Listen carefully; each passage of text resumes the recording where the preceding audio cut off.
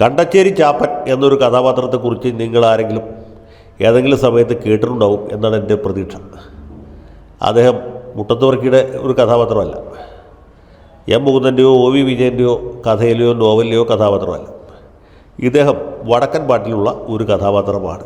വടക്കൻ പാട്ടിൽ രണ്ട് തരത്തിലുള്ള പാട്ടുകളുണ്ട്. ഒന്ന് പുത്തൂരം പാട്ടുകൾ, മറ്റത് തച്ചോളി പാട്ടുകൾ. ഇതിൽ തച്ചോളി പാട്ടുകളിൽ ഉള്ള ഒരു കഥാപാത്രമാണ് ഇദ്ദേഹം. തച്ചോളി ഓതേനൻ്റെ സന്തത സഹചാരിയായിരുന്നു ഈ ചാപ്പൻ. തച്ചോളി ഓതേനൻ എവിടെ പോകുമ്പോഴും ചാപ്പൻ കൂടെ ഉണ്ടാവും. തച്ചോളി ഓതേനൻ ഏറ്റവും അവസാനം പൊന്നിയം പടയ്ക്ക് പോയപ്പോഴും ചാപ്പൻ ഉണ്ടായിരുന്നു. തച്ചോളി ഓതേനൻ മതിലൂർ ഗുരുക്കളെ കൊന്നപ്പോഴും ചാപ്പൻ ആ പരിസരത്ത് തന്നെ ഉണ്ടായിരുന്നു. ഉറുമി അവിടെ വെച്ച് മറന്നുപോയപ്പോൾ അവിടെയും ചാപ്പനുണ്ടായിരുന്നു. പക്ഷേ ചാപ്പൻ ഇത് എടുക്കാൻ ഓർത്തില്ല, മറന്നുപോയി. രണ്ടുപേരും മറന്നുപോയി.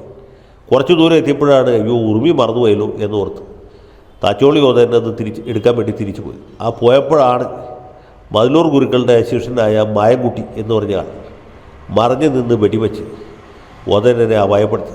അങ്ങനെ വെടിയേറ്റ ഓതേനൻ ഒരു വലിയ ഡൈയിങ് ഡിക്ലറേഷൻ നടത്തിയിട്ട് മരണമൊഴി. അതിൽ അദ്ദേഹത്തിൻ്റെ വസ്തുവകൾ ആർക്കൊക്കെ കൊടുക്കണം എന്നൊക്കെ പറയുന്നുണ്ട്.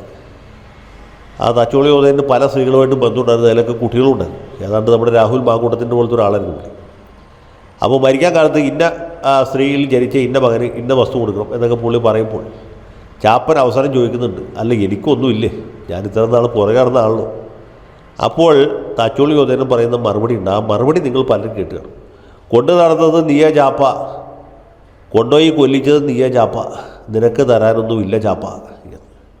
ഈ ചാപ്പൻ ആരാണെന്ന് ഇപ്പോൾ ചോദിച്ചാൽ ഇന്നത്തെ നിലയ്ക്ക് ആരാണ് ചാപ്പൻ? എൻ്റെ അഭിപ്രായത്തിൽ നമുക്ക് ഏവർക്കും പ്രിയങ്കരനായ വടകര MP ഷാഫി പറമ്പിലാണ്. ഷാഫി പറമ്പിലാണ് ഈ രാഹുൽ മാങ്കൂട്ടം എന്ന് പറഞ്ഞ ചെറുപ്പക്കാരനെ കൊണ്ടുനടന്നത്. ഇദ്ദേഹത്തിൻ്റെ കയ്യിലിരിപ്പ് എന്താണ്? ഇദ്ദേഹത്തിൻ്റെ തരവഴി എന്താണ്? സ്ത്രീകളോടുള്ള പുള്ളിയുടെ പെരുമാറ്റം എന്താണ്? ആരുമായിട്ട് എന്തൊക്കെ ഡിങ്കോൾഫിയാണ് ഇദ്ദേഹത്തിന് ഉള്ളത് എന്ന കാര്യം വേറെ ആർക്കറിയുന്നതിനേക്കാൾ കൂടുതൽ ഷാഫി പറമ്പിലിനറിയാം. ഇതിനെല്ലാം പ്രോത്സാഹിപ്പിക്കുകയും കൈയടിച്ച് അംഗീകരിക്കുകയും നീ മിടുക്കനാണ് എന്ന് പറഞ്ഞ് തോളിൽ തട്ടി അഭിനന്ദിക്കുകയും ചെയ്ത ആളാണ് ഷാഫി പറമ്പിൽ. ഷാഫി പറമ്പിലാണ് ഇദ്ദേഹത്തെ യൂത്ത് കോൺഗ്രസിൻ്റെ സംസ്ഥാന പ്രസിഡൻ്റാക്കുന്നതിൽ ഏറ്റവും നിർണായകമായ പങ്ക് വഹിച്ചത്. ഉമ്മൻചാണ്ടി സാർ നിർദ്ദേശിച്ച പേര് JS അഖിൽ എന്ന് പറഞ്ഞ വേറൊരു ചെറുപ്പക്കാരൻ്റെ.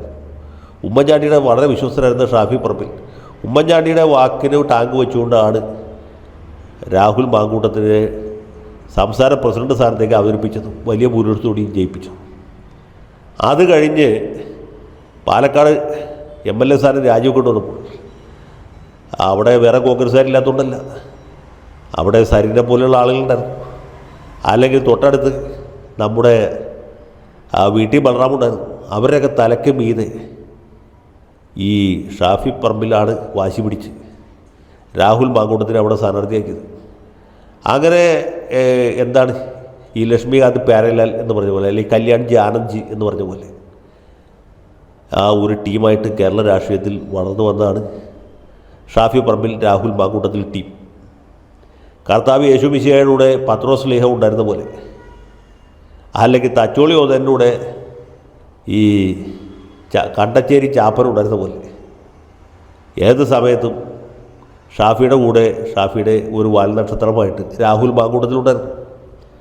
അതുപോട്ടെ, രാഹുൽ മാങ്കൂട്ടത്തിനെതിരെ ശബ്ദരേഖ പുറത്തു വന്നു. അദ്ദേഹത്തെ വച്ചുകൊണ്ട് ഒരു അടി പോലും മുന്നോട്ട് പോകാൻ പറ്റില്ല എന്ന് രമേശ് ചെന്നിത്തലയ്ക്ക് മനസ്സിലായി, ജോസഫ് വാഴക്കന് മനസ്സിലായി, KC വേണുഗോപാലിൻ്റെ ഭാര്യ ഫേസ്ബുക്കിൽ പോസ്റ്റിട്ടു, ഷാനിമോൾ ഉസ്മാൻ ശക്തമായി അപലപിച്ചു, ബിന്ദു കൃഷ്ണ അപലപിച്ചു. ഇവർക്കൊക്കെ അറിയാവുന്നതാണ് ഇദ്ദേഹത്തിൻ്റെ സ്വഭാവം എന്താണെന്നല്ല. ഒരു നിവൃത്തിയില്ലാത്ത സമയത്ത് ഇദ്ദേഹത്തെ കൈവിടാനായിട്ട് VD സതീശൻ പോലും നിർബന്ധിതനായി. എന്നാൽ പിന്നെ പണ്ടാറക്കാലിനെ വച്ചുകൊണ്ടിരിക്കേണ്ട എന്ന് സണ്ണി ജോസഫിനും മനസ്സിലായി. ഇദ്ദേഹത്തെ പാർട്ടിയുടെ പ്രാഥമിക അംഗത്വത്തിൽ നിന്ന് സസ്പെൻഡ് ചെയ്തു. അത് കഴിഞ്ഞ് അതോടൊപ്പം തന്നെ അദ്ദേഹത്തെ നിയമസഭാ കക്ഷിയിൽ നിന്ന് പുറത്താക്കി. ആ ഘട്ടത്തിൽ മിക്കവാറും എല്ലാ കോൺഗ്രസ്സുകാരും കൈവിട്ടു, ആരുമില്ല കൂടെ. അങ്ങനെ എല്ലാവരും കൈവിട്ടപ്പോഴും രാഹുൽ മാങ്കൂട്ടത്തോടൊപ്പം ഈ റോക്ക് ഓഫ് ജിബ്രാൾട്ടർ എന്ന് പറഞ്ഞ പോലെ ഉറച്ചു നിന്ന ആളാണ് ഷാഫി പറമ്പിൽ. ഒരുപാട് സൈബർ കുട്ടകളെ സംഘടിപ്പിച്ച് VD സതീശനെതിരായിട്ട് വലിയ ആക്രമണം നടത്തിച്ചത് ഷാഫി പറമ്പിലാണ്. അത് കഴിഞ്ഞ് അടുത്ത ഘട്ടത്തിൽ K മുരളീധരനെതിരായിട്ടും ഏറ്റവും ഒടുവിൽ രാജ്മോഹൻ ഉണ്ണിത്താനെതിരായിട്ടും ഇതേ രീതിയിലുള്ള ആക്രമണം തന്നെ നടത്തി. രമേശ് ചെന്നിത്തല പത്രക്കാരുമായിട്ട് സംസാരിക്കുമ്പോൾ അവിടെ ചെന്ന് അലമ്പുണ്ടാക്കിയത് ഷാഫിയുടെ സിൽബന്ദികളാണ്. പോട്ടെ, കോൺഗ്രസിൽ നിന്ന് പുറത്താക്കിയ രാഹുൽ മാങ്കൂട്ടം നിയമസഭയിൽ സന്നിഹിതനാകുന്ന സന്ദർഭത്തിൽ അദ്ദേഹത്തിന് അംഗത്തുണ പോയത് യൂത്ത് കോൺഗ്രസിൻ്റെ തിരുവനന്തപുരം ജില്ലാ പ്രസിഡൻ്റാണ്. അതുതന്നെ ഷാഫിയുടെ ഒരു സിൽബന്ധിയാണ്. ഇനി ഈ പാർട്ടിയുമായിട്ട് ഒരു ബന്ധവുമില്ല, പുലബന്ധവുമില്ല എന്ന് കോൺഗ്രസ് നേതാക്കന്മാരെ ആവർത്തിച്ച് പറയുന്നതിനിടയിലും വീക്ഷണത്തിൽ രാഹുൽ മാങ്കൂട്ടത്തെ ന്യായീകരിച്ചുകൊണ്ട് മുഖപ്രസംഗം എഴുതിച്ചതും ഷാഫിയുടെ കൈകളാണ്. അങ്ങനെയുള്ള ഷാഫി ഇപ്പോൾ ദാ രാഹുൽ മാങ്കൂട്ടം ഇങ്ങനെ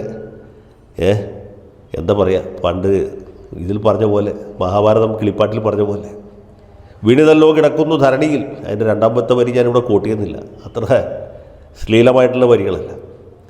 അങ്ങനെ കിടക്കുന്ന സന്ദർഭത്തിൽ അദ്ദേഹം പറയുന്നു, എനിക്ക് ഈ നീതിമാൻ്റെ രക്തത്തിൽ പങ്കില്ല എന്ന്. ഞാൻ ഷാഫിയുടെ അറിവിലേക്ക് കൊണ്ട് ഒരു കാര്യം പറയാം, അദ്ദേഹം അറിവുള്ള ആളാണ്, അറിവില്ലാത്ത ആളൊന്നുമല്ല.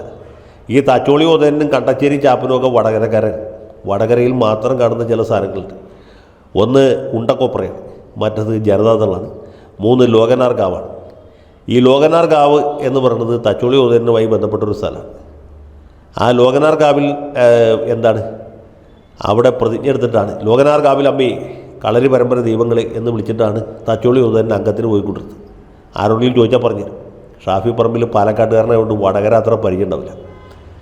അപ്പോൾ ഈ വടകരയിൽ നിൽക്കുമ്പോൾ ഈ കാര്യമൊക്കെ ഒന്ന് ഓർക്കുന്നതല്ലാണ് തച്ചോളി ഓതന് ആരായിരുന്നു, ആരോമൽ ജേകവർ ആരായിരുന്നു, കണ്ടച്ചേരി ആരായിരുന്നു എന്നൊക്കെ അന്വേഷിച്ചിട്ട് ഇനി അങ്ങോട്ട് പ്രൊസീഡ് ചെയ്യുന്നതായിരിക്കും ഷാഫിക്ക് നല്ലത്. ഷാഫിക്ക എന്ന് പറഞ്ഞ് മരിക്കാൻ നടക്കുന്ന ആൾക്കാരും കുറച്ചുകൂടി കഴിഞ്ഞാൽ കൂടെ ഉണ്ടാവില്ല, ഓർത്തിരിക്കുന്നത് നന്നായിരിക്കും. ഇനി ഇത് പറഞ്ഞാൽ എൻ്റെ നേർക്ക് സൈബർ ഗുണ്ടകളെ വെച്ച് ആക്രമണം നടത്തി വെച്ച് പേടിയൊന്നുമില്ല. പിണറായി വിജയനെ പേടിക്കാത്ത ജയശങ്കർ ഇനി ഷാഫി പറമ്പിലിനെ പേടിക്കും എന്നാരും വിചാരിക്കേണ്ട. സൈബർ ഗുണ്ടകളെ നിങ്ങൾക്ക് നല്ലത് വരട്ടെ.